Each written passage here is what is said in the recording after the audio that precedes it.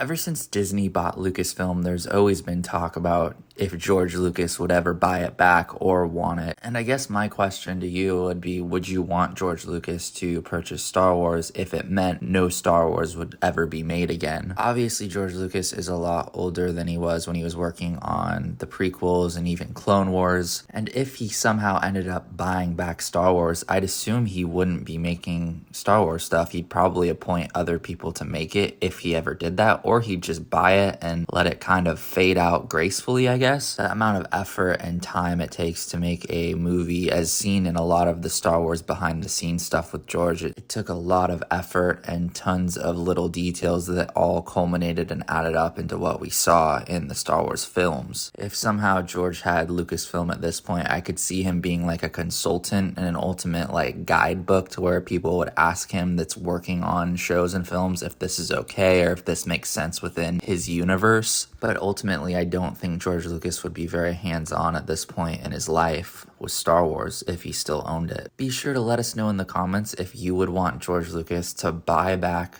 Lucasfilm if it meant there would never be more Star Wars stuff being made. Be sure to subscribe so you're always on top of the latest uploads.